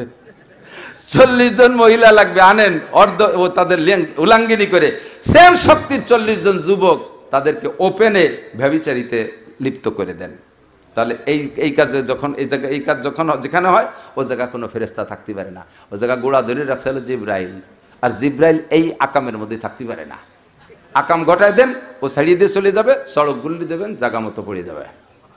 নমরুদ কয় কোনো সমস্যা নাই। এই মন্ত্রী কেডা কেডা আছিস? ডাক দে। সবাইরে ডাইকা 40 জন গুছাইয়া সে জায়গা অপকর্মে লাগাই দিছে। জিবরিল কে আল্লাহ আর থাহা গেল নাই, শয়তানকে মদ্দি কি এর বোকা, চলে এসো। তুমি কি নমরুদ, তুমি কি ইব্রাহিমের আল্লাহ নাকি? তোমার বাঁচানোর দায়িত্ব নাকি? তোমার যেটুক কইছি সেটুকু আমি তোমার লজ্জা দিচ্ছে, চলে আসো। ইব্রাহিম জিবরিল আলাইহিস সালাম ছাড়িয়ে দিয়ে চলে গেছে। আর চড়ক আলগা হয়ে গেছে, টান দিছে, গুল্লি দিছে, জায়গায় যেয়ে পড়ে গেছে। ওরা তো খুশিতি ঘুড়ি উড়াচ্ছে, খুশিতি ঘুড়ি উড়াচ্ছে। ঘুড়ি উড়াবেন, এটা নমরুদের আমল। আল্লাহ ইব্রাহিম আলাইহিস সালাম যখন পড়ছে, জিবরিল আলাইহিস সালামকে আল্লাহ পাক অর্ডার করলেন, জিবরাইল এর আগে এই চড়কে বান্দার সময় ফেলাবে তো, যত চড়ক আলগা হয়ে গেছে, এখন তো টান দিলি সরবে। এখন যাইয়া ওই প্রধান উপদেষ্টা আবার যাইয়া নমরুদরে বলতেছে, মহারাজ ওই ইব্রাহিমের গায়ে যে জামা কাপড় আছে না, ওর মধ্যে কিন্তু জাদু, ওর মধ্যে জাদু করা, ওই জামা কাপড় সব ফেলালি ও পড়বে টড়বে না। তাহলে কি করতে হবে? তার মানে ইব্রাহিম আলাইহিস সালামকে অপমান করার জন্য উলাঙ্গা করতে হবে, কাপড় খুলতে হবে। হ্যাঁ, তাহলে খুলে পেলাম, জামা কাপড় খুলে পেলাম, তো পায়জামাটার জামা সব খুলে পেলাম। উনি কল খোলার অর্ডার দিচ্ছে, আর ওদিকে আল্লাহ পাক তো জানে কি দিয়ে কি করবে। জিবরিলকে বলেন এক্ষুনি, কোনো দেরি হবে না, জান্নাত থেকে পোশাক, জান্নাতের ওই যে জায়গা ফেলাবে আগুনের ভিতরে, ওই জায়গা খান খাট, ওই জায়গা খান খাট দিবা, আর জান্নাতের পোশাক একদিক দিয়ে জামা খুলবে নমরুদ, আর একদিক দিয়ে তুমি আমার ইব্রাহিমকে জান্নাতের পোশাক পরাই দিবা। জিবরিল আলাইহিস সালামকে আল্লাহ এ তো খুলে ফেললো দেখতে দেখতে, আমি এত তাড়াতাড়ি কোয়াইতে কি আনবেন তো বুঝে উঠতে পারতেছি না, সে জান্নাত তো কত দূর, আল্লাহ সব জানি না। তোমার তো যানবাহন আমি স্লো যানবাহন দেয়নি, দ্রুতগামী। জিবরিলের দুইটা ডানাকে একবার বাড়ি মারলে, দুইটা ডানাকে একবার বাড়ি মারলে একে বাড়িতে 1,86,000 মাইল পথ যায়। তো 600 ডানা পিটে তুমি যেখান থেকে পারো নিয়ে আসো। মুহূর্তের ভিতরে জিবরাইল দৌড়ে যাইয়া জান্নাতের জামা আর জান্নাতি খাটাই না, খাটটা ভিতরে বসাই দিয়ে আইসে ইব্রাহিম আলাইহিস সালাম একদিক দিয়ে ওনার পোশাক খোলে, আর আরেক দিক দিয়ে জিবরাইল জান্নাতের পোশাক পরাই দেয়। ওরা ওই জিবরিল ইব্রাহিম আলাইহিস সালামের সতর দেখে নাই। শয়তান রে নমরুদ কয়, তুই তো কলি যে কাপড় খুলে ফেললি ল্যাংটা হয়ে যাবে, তা সে কাপড় তো খুললাম, ল্যাংটা তো হয় না, তার শরীরে তো কিছু দেখি না। কয় যে ওই তো বড় জাদু করতো, জাদু দিয়ে ঠিক রাখছে। কোন জাদুতে কি খেলা খেলতেছে তা তো আর ওই শয়তান জানে না, মূল শয়তান জানে, নমরুদ তো আর তা জানে না। এটা তো আর হাত দিতে পারবে না, এটা তো আর নমরুদের বাপ ওই জান্নাতি জামা গাইতে খুলতে পারবে না। ওই জামা জান্নাতে জামায় আগুন স্পর্শ করে না। যখন আগুনের মধ্যে ফেলাই দিছে আর খাটের উপরে যে বসছে, সেই যেখানে ফেলাইছে চড়কের মাপ মতো ওখানেই খাট বসাই দিছে, জান্নাতের খাটে বসা, জান্নাতের পোশাক পরিহিত। কন্যা সুবহানাল্লাহ। আপনিও পরীক্ষায় পাশ করেন, আপনিও পরীক্ষায় পাশ করেন, পুরস্কার আপনিও পাবেন। গাজার বাচ্চারা মারা যাচ্ছে, মারা যাচ্ছে, তাদের এখন মরা যেন দৈনন্দিন নিয়মে পরিণত হয়ে গেছে। সামনের পর মারা যাচ্ছে, এরপরে বাকি কজন মরার জন্য রেডি। কই এত রেডি কেন? কই মরার পরেই তো জান্নাতে যাব। কন্যা সুবহানাল্লাহ। ইব্রাহিম আলাইহিস সালামের ফেলাইছে, দিন ও দুনিয়া এক জায়গা আসছে, দুনিয়াকে প্রাধান্য দেয় না, দিনকে প্রাধান্য দিছে। আল্লাহ তাআলা পুরস্কারটা নগদ দিয়ে দিছে, জান্নাতি জামা, জান্নাতি খাট। আগুনের ভিতরে বসে রয়েছে, জিবরিল আলাইহিস সালাম খাটের কোনায় বসে বলতেছে, কষ্ট হচ্ছে না তো? আরে আপনার কাছে আমি জিজ্ঞেস করছি কি? ইব্রাহিম আলাইহিস সালামকে জিবরাইল জিজ্ঞেস করছে, কষ্ট হচ্ছে না? কয় যে ইব্রাহিম আলাইহিস সালাম কয় যে আগুন কো, আগুনের পর হুকুম জারি করছে কে? কুলনা ইয়া নারু কুনি বারদান ওয়া সালামান আলা ইব্রাহিম। আল্লাহ কয় ঠান্ডা হয়ে যাও, শান্তিদায়ক। আবার আইসক্রিমের মতো না, বরফ হয়ে গেলে পরে তো জমি যাবে না ইব্রাহিম, শান্তিদায়ক ঠান্ডা। বলেন সুবহানাল্লাহ, আল্লাহু আকবার। শান্তিদায়ক ঠান্ডা জায়গায় বসে রয়েছে। আর ওই নমরুদ ও তো খুশিতে বাগবাগ। এরপরে আগুনে একটা বিস্ফোরণ ঘটছে, পাশে 50 কিলোমিটারের ভিতরে যা ছিল সব পুড়ে ছাই হয়ে গেছে, ভিতরে ইব্রাহিমের কিছু হয় নাই। এভাবে আমি খলিল হয়েছি। খলিল খালি নাম রাখলি খলিল হয় না, খলিল হতে মেলা কিছু খড়কুটো খরচ করা লাগে। 2 নম্বর মনে আছে নাকি? 3 নম্বর গুণ কি, যেটা বলবো বলে বক্তাকে স্বভাব যায়, এক জায়গায় হাত দিয়ে নানান জায়গায় ছড়াই বড়ায় নাই। 3 নম্বরটা হলো, আমি এই জায়গা থেকে এই জায়গা সরিয়ে বসি না যদি ওই জায়গা কোনো বৈধ লাভ না থাকে। আমি যেখানে বসা আছি এখান থেকে এই জায়গা বসবো, এখান থেকে ওই জায়গা সরিয়ে বসতে গেলে আমার বৈধ কোনো লাভ না থাকলে আমি হিন্দনে সরিয়ে বসি না। ওই আখেরাতের লাভ নয় দুনিয়ার কোনো বৈধ লাভ হবে। অর্থাৎ এক কথা, আমি সময়কে অপচয় করি না। এই কাজ নেই, সংসার থেকে রিটার্ন, এই যাইয়ে তে মাথায় ভুসুম দিয়ে বসে রয়েছে, হাঁটু 2 হেন উঁচু আছে, 2 হাঁটুর মাথায় 2টি টুপি দিলি ঠায় যেন 3 জন বসে রয়েছে। ঠিক ঠিক। বুড়োর পাশার গসায় সে বেঞ্চ মাসে 2 বার পাল্টানো লাগে। ওই যে সকালে যে বসে, কাকা আপনি এ জায়গা বসে থাকেন বুড়ো মানুষ টেলিভিশনের সামনে। আরে আমি কি আজে বাজে লোক কিছু দেখি, আমি তো সংবাদ দেখি। সংবাদ উনি সংবাদ না দেখলে সংবাদের সর্বনাশ। সংবাদে কি দেখছেন? কয় ডেলি ওই একটা মাই এই খবর পড়ে সংবাদ করছে কাকা। আর বলছে কি ইসরায়েল ফিলিস্তিনের কি দেখি হলো জাতিসংঘের খবর, কয় মেয়েটা একদিনও মাথায় কাপড় দেয় না। সংবাদ বলতেছে উনি। ইয়া না, পশ্চিমে মধ্যপ্রাচ্যের খবর কি, ও মেয়েটার দাঁত ফাঁক ফাঁক। সব মাইয়ের গল্প শুনে সংবাদ কি কইছে সে কিছু জানে না। আর কয় আতাল কুড়িয়ে বুড়ো আছে, আতাল কুড়িয়ে বোঝেন তো? আতাল চেনে না? গরু বান্ধে যে জায়গা, তারে কি কয়? আতাল। গোয়াল তো ঘর, বাইরে একটা জায়গা বান্ধে না, কি কয়? খেসা। আমাকে দিকে ওই খোলা জায়গায় যেন গরু বান্ধে 5-7টা গড়া দিয়ে খেসা দিয়ে, ওর কয় আতাল। তো ওই জায়গা যার যে গরুগুলো থাকে নড়াচড়া করার ক্ষমতা নাই, কাম কাজ করতে হবে না, ওরে কয় আতাল কুড়িয়ে। সংসারে বুড়োগুলো আতাল কুড়িয়ে, কোনো কাম নাই কাজ নাই, সংসার থেকে রিটায়ার্ড যাইয়ে ওই জায়গা বসে আতাল কুড়িয়ে বসে বসে হাসিনে, খালেদা, ইরশাদ, জিয়া, তারপরে ইউনুস মিনুস যারা আছে সবাই বুদ্ধি দেয়। ইউনুসির কোনো বুদ্ধি নেই, ওটা আয় দাবাল, তার বুদ্ধি নাই। চারে আল্লাহ বাংলাদেশের প্রধান উপদেষ্টা বানাইছে, উনি বুদ্ধি ঠিলে এই জায়গা বসে তেমাতা বসে রয়েছে, গোষ্ঠী গোষ্ঠী লুঙ্গি ভাষাতে খুলি যাচ্ছে, এক পাশে ল্যাংটা বাড়াই যাচ্ছে, তাও বোধ পায় না বুদ্ধির ঠিলিয়া। এ আছে না নাই কথা কর না? এই জায়গা বসে বসে সময় নষ্ট করেন। আচ্ছা আজান দিলি, চাচা মসজিদে আজান দিতে চলেন, পেট খারাপ, গ্যাস হইছে। এই গ্যাস এই জায়গাতে বেশি মাইরিয়ে দেয়, মাঝে মাঝে দোকানদারও কেতলি মেতে ফেলাই দিয়ে দৌড়ানো লাগে। এইসা গ্যাসের গ্যাস আছে না এরকম? কতক্ষণ না কেন? আগের সিস্টেম ছিল আমাদের ছোটবেলায়, সব জিনিসই প্রমোশন হয়েছে, সব জিনিসই প্রমোশন হয়েছে, আপডেট হয়, নতুনত্ব হয়, নতুন আসতেছে। কিন্তু সবচাইতে বেশি প্রমোশন পাইছে পায়খানায়।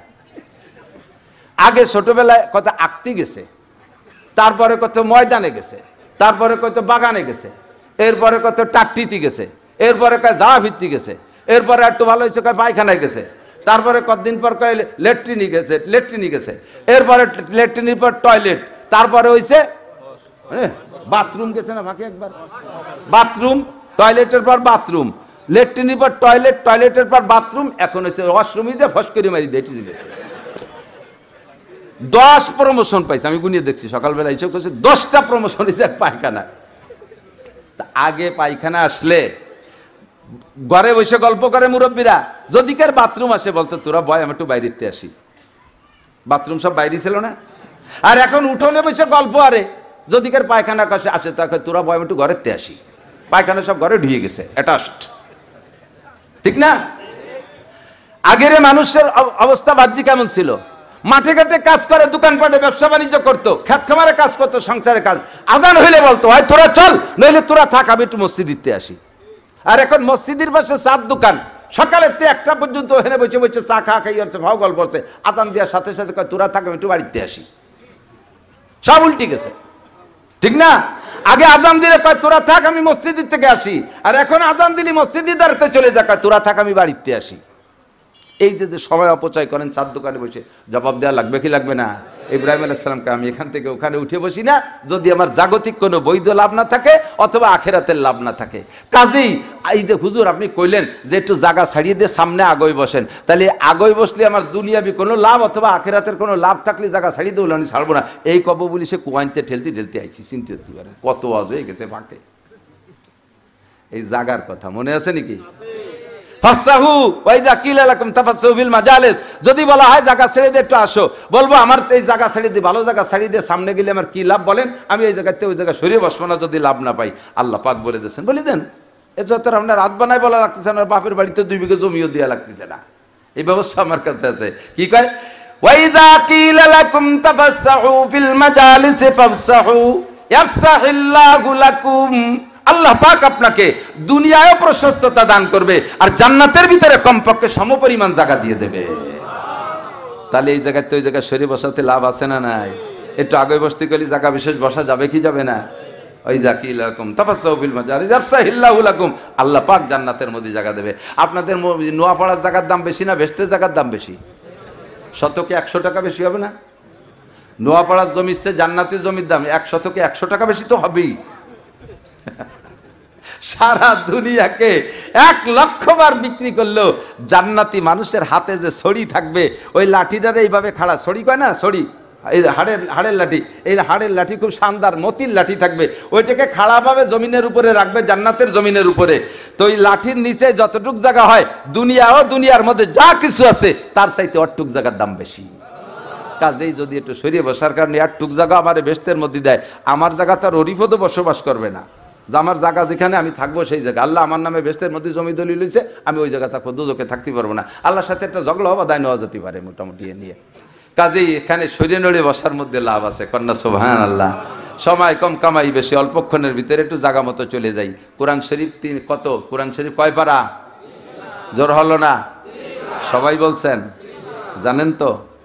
সূরা কয়টা? 114টা। আয়াত 2 প্রকারে গণনা আছে। হযরত আলী রাদিয়াল্লাহু তাআলা আনহুর গণনা মতে 6666, সিদ্দিকা আয়েশা রাদিয়াল্লাহু তাআলা আনহা গণনা করেছেন সেই হিসেবে 2636, 2236। বলবেন যে হুজুররা মশালার মধ্যে ঢুকলিয়েই মতানৈক্য শুরু হয়ে যায়। কুরআন শরীফের আয়াত তাও গুনতি যে 2 হুজুর 2 দিক চলে গেছে। আল্লাহু আকবার। আরে ভাই, ভালো জিনিসের ক্যারেট বন্টন হয়। আমাদের দেশে স্বর্ণকারের দোকানে যান না স্বর্ণ কিনতে? স্বর্ণের ভিতরে 28 carat, 26 carat, 24 carat, 22 carat, 20 carat, 18 carat আছে না? বাঙ্গাড়ি লোহার কয় ক্যারেট আছে? বাঙ্গাড়ি লোহা কি 22 ক্যারেটের? ওই যে বাঙ্গাড়ি লোহা কেনে না, ওই যে বাঙ্গাড়ি যারা কেনে তারা কি লোহা বাঙ্গাড়ি, বাঙ্গাটিন, পুরনটিন এগুলো কি ক্যারেট মেপে কেনে? ও 16 টাকা কেজি, ওর সাথে 5 কেজি মাটিও চলে যায়, ঠিক না? শরিয়াত স্বর্ণের চাইতে দামি, তাই তার ভিতরে ক্যারেট থাকতে পারে, কোনোটা 28 ক্যারেট, কোনোটা 26 ক্যারেট, কোনোটা 24 ক্যারেট, মতানৈক্যের মধ্যে থাকতেই পারে। আর আল্লাহ পাক নিজেই তো কোরআন শরীফ নাজিল করে দিয়ে বাংলার জমিনে বা সৌদি আরবের কোনো চেয়ারে কোনো স্টেজে বসে তো আল্লাহ আয়াত গুনিয়ে দিয়ে যায় নেই। আর আল্লাহ পাক রব্বুল আলামিন উম্মতরে এই সরাসরি কোরআন শরীফ পড়ায় দিয়ে যায়নি। যার উপরে নাজিল করছেন তেনার থাকার উপস্থিতিতে কোনো মতানৈক্য ছিল না। উনি চলে যাওয়ার পরে এরপরে বাস্তব ভিতরে ঢুকে দেখে যে এক একজন এক এক মত হয়ে গেছে। তার হওয়াটা একেবারেই স্বাভাবিক। অনেকে মতানৈক্য করে, অনেকে আমাদের পর খেয়াল করেন, মনে রাখেন, কথা মনে রাখেন, অনেকে অভিযোগ করে, কয় যে হুজুররা হুজুরি মিল নাই, এক কোরআন, এক আল্লাহ, এক রসুল। কথা কোন ঠিক না? আমাদের রসুল কয়জন? একজন। আখেরে রসুল তো একজন। আমাদের আল্লাহ কয়জন? কোরআন কয়খান? হাদিস একই, যদিও টুকরো খন্ড খন্ড ভাগ হয়েছে, মূল হাদিস তো নবী পাকের কথা। তাই এক আল্লাহ, এক রসুল, এক কোরআন, এক হাদিস। তার মধ্যে ইমাম 4 দিয়ে কে? 4 ইমাম না? ইমাম কয়জন? 4 জন না? মশালাটা কইয়েই কয়, আমাকে এই কইছে, আমাকে এই কইছে, আমাকে কইছে। ইমাম আবু হানিফা কইছে কানে 1 বার রাত দিতে হবে, শাফি কইছে 2 বার দিতে হবে, মালিক কইছে 3 বার দিতে হবে, আর একজন কইছে বুকির বসানা, আর একজন কয় নাবির নিচে ছানা। কি করব? তোমরাই তো কোন, আপনারাই তো মানা হরো, করবো কি? এই ঝামেলায় পড়ে যান। এদিক তাকান, অভিযোগের কিচ্ছুই নাই। আল্লাহ আমাদেরকে কোরআন শরীফ নাজিল করে দিয়ে স্টেজে বসে তাফসীর করে বুঝাই দিয়ে যায় নাই। কোন আয়াতের মধ্যে থেকে কোন মাসালা বের হবে এটা বুঝাই দিয়ে যায় নাই। নবী পাক যতদিন ছিলেন ততদিন সামনে যা ছিল এবং সাধ্য অনুযায়ী ভবিষ্যতের অনেক মাসালা হুজুর বুঝাই দিয়ে গেছেন। এরপরে নতুন নতুন আবিষ্কারের ভিতর দিয়ে হাজারো নতুন মাসলার সম্মুখীন হচ্ছি। একটু বলেন সব সত্য কি মিথ্যা? নবীর জামানায় কি মোবাইল ছিল? আবু বকরের জামানায় ছিল? ওমর, উসমান, আলী, তালহা, জুবাইর, বিলাল, আম্মার, সোহাইব, সাহাবায়ে কিরাম, তাবেঈন, তাবেঈন, আইম্মা মুজতাহিদিন, আবু হানিফা, শাফি, আহমদ, মালিক, বুখারী, মুসলিম, তিরমিজিওয়ালা, এ সময় মোবাইল ছিল? এখন মোবাইল আবিষ্কার হয়েছে কিনা? এই মোবাইল নিয়ে মসজিদে গেলি পারা, মোবাইলের ভিতরে যদি মমতাজের গান বাজি ওঠে, এটা কোন আয়াত দিয়ে জবাব দেবেন? মোবাইলের ভিতরে রিংটোন মমতাজের গান আছে না নাই? জাতীয় সঙ্গীত আছে না নাই? ইমাম সাহেব পড়ে আলহামদুলিল্লাহি রাব্বিল আলামিন আর রহমানির রহিম মালিকি ইয়াউমিদ্দিন, আর মোবাইলই গাই উঠছে আমার সোনার বাংলা। আর কোন গান শুনবেন? আল্লাহর জাতীয় সঙ্গীত না দুনিয়া বাংলাদেশের জাতীয় সঙ্গীত? একটা ফয়সালায় যেতে হবে না? এটা কুরআন হাদিসের কোনো জায়গা নাই। ফয়সালা তো কেউ দিতেই হবে, ঠিক কি ঠিক না? এর জবাব কে? দিতেই হবে। এই জন্য উলামায়ে কিরামকে নবী পাক সেই সময় বলে দিয়ে গেছে, এই জিম্মাদারি আমার উলামায়ে কিরামের, আমার উলামায়ে কিরামের। আর কি বলা হয়, লা তাজতামি উম্মতি আলা দালালা, লা তাজতামি উম্মতি আলা দালালা। আমার উম্মতের ভিতরে বড় একটা উলামায়ে কিরামের দল, এরা কখনো গুমরাহির উপরে প্রতিষ্ঠিত হবে না। এরা কোরআন হাদিসকে ঘাইটিয়ে কিয়াস করে করে ওর ভিতরেতে মাসালা বের করে আপনাদেরকে দেবে। এটা আপনাদের গ্রহণ করা ওয়াজিব। কোরআনকে মানাও যেমন জরুরি, এই মাসালাগুলো মানাও এরকম জরুরি। এদিকে আসেন, এখন যেহেতু আল্লাহ পাক নিজে সামনে বসে মশালা বলে দিয়ে যায়নি, কাজেই কোরআন শরীফের একটা আয়াতের ভিতরে হাজারো রকমের তর্জমা থাকতে পারে, শত হাজার রকমের তর্জমা থাকতে পারে। এটা আল্লাহর বাণী, আল্লাহর বাণী, তার প্রশস্ততা অনেক বেশি, প্রশস্ততা অনেক বেশি। আমাদের ভাষার মধ্যে আছে না নাই? একজনের যদি বলেন সামনের দিকে হেঁটে চলো, ছোট যদি তারে আমাদের বাংলা ভাষায় কি কন? এ হাট কন না, সামনের দিক হাট। আর একজনের কাছে জিজ্ঞেস করছেন, ভাই নোয়াপাড়ার হাট কোন দিক? ভাই সামনের দিক হাট। নোয়াপাড়ার হাট তাও সামনের দিক, সামনের দিক হাট তাও হাট। একই হয় আকারে হাট, এক হাটের দ্বারা 8 বাজার হাট, আর এক হাটের দ্বারা পায়ে হাঁটা হাট। তর্জমা আছে না নাই? এরকম বলে মুস্তারাক তর্জমা, মুরাদের তর্জমা বহুত আছে। তো কোরআন শরীফের ভিতরে একটা বহুত আয়াত আছে এরকম। এমনি বাংলায় আপনাদের আমি মাঝে মাঝে বলি, বুঝার জন্য বলি, কষ্ট হচ্ছে আপনাদের? আমি কি একেবারে আজে বাজে কথা করছি না? আমি তো আমার কাছে বলেই যাচ্ছি, অপ্রয়োজনই শুনেন না, বাদ দিয়েন। খেয়াল করেন, বাপ মাঠের হাল চাষ করে। ওলামায়ে কিরাম মনে রাখবেন, খুব মনে রাখবেন, ছাত্ররা খুব মনে রাখবেন, এটা অনেক সময় কাজে লাগবে। যারা এই জাতীয় অ্যাটাক করে আপনাকে, তাদের জবাব দিতে পারবেন ইনশাআল্লাহ। একেবারে বাস্তব একটা উদাহরণ। বাপে মাঠে গেছে শুক্রবারের দিন হাল চাষ করতে, বিলির ভিতরে 2 কিলোমিটার ভিতরে।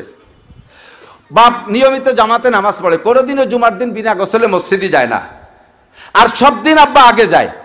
আজকে বিলের ভিতরে 2 কিলোমিটার বিলির ভিতরে হাল চাষতে গেছে।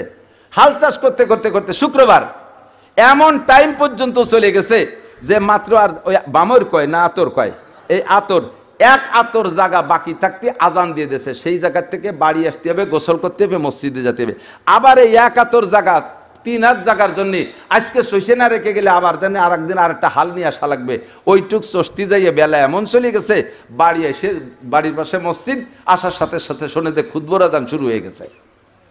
মুয়াজ্জিন খুতবার আজান দিচ্ছে, মসজিদের দিক তাকায় দেখে গরুরে ছাড়িয়ে দিচ্ছে, একটা চলে গেছে গোল ঘরে, আর একটা চলে গেছে রান্না করে। আর গরু বান্ধার সময় নাই। বাপে উঠোনে যে ডাক ছাড়িয়ে পানি, ডাক ছাড়ছে কি কইয়া, এ পানি দে, কি বলছে, এ পানি দে, এমন ভাবে ডাক দিছে, খুতবার আজান শুরু হয়ে গেছে। ছেলে 3টে, একটা বালতি ভরে মগ নিয়ে আইছে, আর এক ছেলে দৌড়ে যাইয়া জগ ভরে পানি এনে গিলাস নিয়ে আইছে, আর এক ছেলে দৌড়ে যাইয়া বদনা ভরে পানি নিয়ে আইছে। বাপে কি কইছে, পানি দে, বলে নাই বালতি ভরে মগ আন, বলে নাই জগ গিলাস আন, বলে নাই বদনায় আন, শুধু বলছে পানি দে। এই বাপের কাছ থেকে ছেলেরা বাংলা শিখছে। সেই বাপের একটা বাংলা, তাই যদি 3 রকম তর্জমা হতে পারে, আর 3টাই সহি। বাপে অজুর বদনা নিয়ে অজু বানাইয়া গার্ডারে একটা জ্বালাই দিয়ে মসজিদে যে জুমো পড়িয়ে এসে ছেলেকে নিয়ে বসে, বাবা আমি পানি চাইলাম, 3 জনে 3 প্রকার পানি আনলে, যার যার পানি আনার পক্ষে যদি উপযুক্ত প্রমাণ কি বলা হয় যুক্তি পেশ করতে পারো, তাহলে তাকে 1000 করে টাকা পুরস্কার দেব। কে কি জন্য পানি আনলে? যদি কেউ যুক্তি যদি অযুক্তি কয়, বাবা না কিছু। এখন 3 ছেলে বসে, প্রথম জন বলতেছে, আব্বা আমি জীবনেও কোনোদিন আপনাকে বিনা গোসলে জুমার নামাজ পড়তে দেখিনি। মাঠের থেকে আইছেন, সারা গায়ে ধুলোবালি, এর ভিতরে আপনি কি বিনা গোসলে কিভাবে মসজিদে যাবেন? আদৌ সম্ভব না। তাই আমি দৌড়ে যে পানি নিয়ে আসছি। যৌক্তিক না অযৌক্তিক? যুক্তি ঠিক আছে না নাই? থ্যাংক ইউ, তুমি পাবা 1000 টাকা। তুই জগে আনলি কে? আব্বা যেভাবে ডাক ছাড়ছেন পানি দে, আমার তো মনে হয় আমার আব্বা পানির অভাবে মরিয়ে যায় বুঝি। বাইচে থাকলে জুমর নামাজ না পড়ুক, জোহরের নামাজ পড়তে পারবে, গোসল পরে, আগে বাপরে পানি খায় বাঁচায়নি, তাই আমি দৌড়ে যে জগ গ্লাসে আনছি। যৌক্তিক না অযৌক্তিক? 1000 টাকা তুইও পাবি, তোরটাও ঠিক আছে। তুই বদনায় আনলি যে, আব্বা এখন গোসলের সময় আছে, খুতবার আজান হয়ে গেছে, আর ওদিকে এতক্ষণ যখন বাইসি আছেন আর 2 রাকাত নামাজ পড়তে পড়তে পানির অভাবে মরবেন না। আমার বিশ্বাস কোনো মতে বাপরে অজু বানায় মসজিদে পাঠাতে হবে, তাই আমি বদনা নিয়ে আইছি। এটা আরো যৌক্তিক, তাই তো বাপ বদনা নিয়ে গেছে, ঠিক না? তাহলে 1000 টাকা পানির বিনিময়ে যদি যুক্তি প্রমাণ করতে পারে 1000 টাকা পাবে। এখন 3 ছেলে পাবে কি পাবে না? অথচ পানি ব্যবহার করছে কোনটা? বদনারডা, লুটারডা। পানি ব্যবহার করছে লুটারডা, আর 2টি ব্যবহার করে নাই। কিন্তু দুইটা যুক্তিসঙ্গত, ঠিক কি ঠিক না? তাহলে বলতে চাই দোস্ত, মানুষের কথা, মানুষের বাপের কথা ছেলেতে বাংলা শিখছে, সেই বাপের এক বাংলা যদি তিন রকম হইতে পারে আর তিনেটাও যদি সহি হয়, আর যদিও বাপে একটার পর আমল করছে আর দুটো করে নাই, তবে তার পিছনে যুক্তি থাকার কারণে 1000 টাকা করে পুরস্কার তিনজনে পাবে কি পাবে না? আল্লাহ কামুল হাকিমিন কোরআনে কারীম নাজিল করেছে, আল্লাহ নিজে বুঝাই দিয়ে যায় নাই, ওর ভিতরে 4 রকম মাসালা আছে, 4 জনেরটা সহি। যদিও আমরা আমল করতেছি একটা, বাকি 3 আমরা বলতে পারবো না ওটা গলত, ওগুলো সহি। পুরস্কার যদি আল্লাহ তাআলা দেয়, 4টার উপরে 1000 করে পুরস্কার দিতে হবে, 4টার পিছনে দলিল আছে, কথা কন। কাজে উলামায়ে কেরামরা ওভাবে ভেক্সি মারে না, হুজুরি হুজুরি বনে না, তার আমরা কি এর বইছে আমলিগ বিএনপি ভালো, লাস্টে মারি দিয়ে চলে যাচ্ছে। এ জায়গার চাইতে আর একটু কাছে বলি, হুজুরি হুজুরি বনে না, হুজুররা 3-4 রকম বলে। তাহলে সেই দুঃখে আপনি হুজুরগিরি ছাড়িয়ে দিয়ে, ধর্মকর্ম ছাড়িয়ে দিয়ে রাগ করে চলে গেলেন। আচ্ছা, আপনি বাড়ির কাছে ডাক্তারের কাছে ঔষধ খাইছেন, এই ঔষধে আপনার কোনো কাজ হয়নি, এবার আপনি কি করবেন? থানা কমপ্লেক্সে গেছেন, ও জায়গায় এমবিবিএস আছে, সেই এমবিবিএস দেখাইছেন, কাজ হয় নাই, চলে গেছেন আপনি যশোর, সে জায়গার ডাক্তার দেখাইছেন, আরো অত্যাধুনিক মেশিন দিয়ে ডায়াগনোসিস হয়েছে, ওষুধ দিচ্ছে, সারে নাই, এরপরে চলে গেছেন আবার খুলনা 250 বেডে, সে জায়গার ডাক্তার আরো দেখছে, তাতেও কাজ হয় নাই, চলে গেছেন ঢাকা সরোয়ার্দী, সে জায়গার ডাক্তার দেখাইছে, সারে নাই, হলি ফ্যামিলিতে গেছেন, সারে নাই, পিজিতে গেছেন, সারে নাই, কোন জায়গার ঔষধে আপনার সারতিছে না। রাগ করে এক এক জায়গার ডাক্তারে এক এক প্রেসক্রিপশন দেয়, আর এক ডাক্তারের কাছে ওই দেখে কি ডাক্তার না, একটা ছাগল,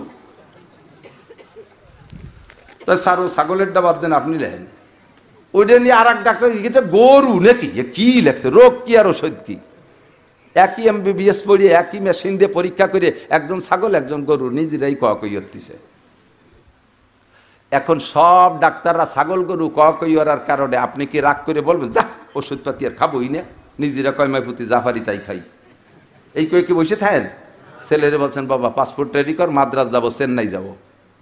আপনি তো এই জায়গায় বাড়ি বসে থাকেন না যে ডাক্তারে মিল হচ্ছে না বিধায় আমি আর ওষুধ খাবো না, কাজে আমি আর যা খুঁজে মরি গেলে আর ওষুধ খাবো না, তা বলি তো বসে থাকেন না। আপনি এবার পাসপোর্ট ভিসা করে ইন্ডিয়া চলে গেছেন, মাদ্রাজ চেন্নাই চলে গেছেন, সে জায়গার ডাক্তাররা ওষুধ দিচ্ছে, সারে নাই, এবার কয় চল যায় একটু সিঙ্গাপুর যায়, পয়সা করি থাকতে মরার আগে পয়সা কটা খরচ করে দিয়ে যাই। সিঙ্গাপুর গেছেন, সে জায়গার ডাক্তারও সুস্থ হয় না। বাবা আমি তো বহু কিছুই তোকে জন্য রেখে গেলাম, আমার 2 বিঘে জমি বেশি একটু লন্ডন ফাটা, এ সময় তো বলেন না যে ডাক্তারে মেলে না, হ্যাঁ ওষুধপাতি বাদ, জাফারি একা একা বসে খাই, তা তো কর না। শরিয়াতের সময় যখন 3-4 হুজুরি মতানৈক্য হচ্ছে, তো তোর হুজুর বাদ, ধর্মকর্ম বাদ, আমলিগ বিএনপি ভালো। এখন কে সব সবিরোধ কার্যক্রম, কথা বলেন, সবিরোধ, নিজের ভিতরে বিরোধ সৃষ্টি করে নিয়েছেন। আল্লাহ তাআলা আমাদের বুঝার আমল করার তৌফিক দান করুন, বলেন আমিন। কোরআন শরীফের আয়াত 6236, মনে আছে নাকি? মতানৈক্যের যে ঝামেলা গেছে তো, এভাবে আয়াত আরেকটু বললে ভালো হবে। যেমন এদিক তাকান, সূরা ফাতিহা আমরা পড়ি না, সাবাউল মাসানি 7 আয়াতে সূরা ফাতিহা, কেউ বলেন বিসমিল্লাহ সহ 7 আয়াত, এটাও সহি। আবার কেউ বলেন না বিসমিল্লাহ বাদে 7 আয়াত, এটাও সহি। আবার বিসমিল্লাহ বাদে 7 আয়াত, বিসমিল্লাহ সহ 7 আয়াত হলি 7 আয়াত হবে কিভাবে? কয় যে ইহদিনাস সিরাতাল মুস্তাকিম সিরাতাল্লাযীনা আন'আমতা আলাইহিম গায়রিল মাগদুবি আলাইহিম ওয়ালাদ-দাল্লিন, সিরাতাল্লাযীনা আন'আমতা আলাইহিম গায়রিল মাগদুবি আলাইহিম ওয়ালাদ-দাল্লিন, এইটুকু এক আয়াত। আর কেউ বলেন না ইহদিনাস সিরাতাল মুস্তাকিম এক আয়াত, সিরাতাল্লাযীনা আন'আমতা আলাইহিম আর এক আয়াত, গায়রিল মাগদুবি আলাইহিম ওয়ালাদ-দাল্লিন আর এক আয়াত। এই মতানৈক্য কষ্ট হয়ে যাচ্ছে নাকি? আওয়াজের দিকে জাতি বললাম না, রাত বেড়ে যাচ্ছে, স্বভাব খারাপ। আল্লাহ তো কোরআন শরীফের এই 6236 বা 66 যাই হোক না কেন, ইকালু লি সাহিবিল কোরআন, আমার দিক এদিক ভেস্তে যাবেন, সবচেয়ে উপরে উঠে দিচ্ছে, যাবেন না? আপনাদের সাধারণ পাবলিকরে আল্লাহ কি ছাড় দিয়েছে তা তোর কোয়ার মতো না, আমাকে মৌলবীকে মারির অভাব নাই, আমাদের উপরে খুব কঠোরতা, কারণ হওয়া উচিত হাসানাতুল আবরার সাইয়াতুল মুকাররাবিন। একটা কাজ খেয়াল করতেছেন না আপনারা, একই কাজ একজনে করলে থ্যাংক ইউ, আর একজনে সেই কাজ করলে কিচ্ছুই নেই। যার থেকে যতটুক দাবি, সাধারণ পাবলিকই 5 ওয়াক্ত নামাজ ঠিক মতো পড়লে, রমজানের রোজা রাখলে, ভাই বলে দিচ্ছে না হেডলাইন, 5 ওয়াক্ত নামাজ, রমজানের রোজা, হজ ফরজ হলে হজ, যাকাত ফরজ হলে যাকাত, কুরবানি ওয়াজিব হলে কুরবানি, পর্দা করবেন পিওর ভাবে, দাড়ি কটা রাখবেন, কোরআন শরীফ শুদ্ধ করে পড়া শিখবেন, মাথায় মোটা মোটা কয়টা আমল করলে নবী রাসূলদের সাথে বিনা হিসাবে জান্নাতে চলে যাবেন।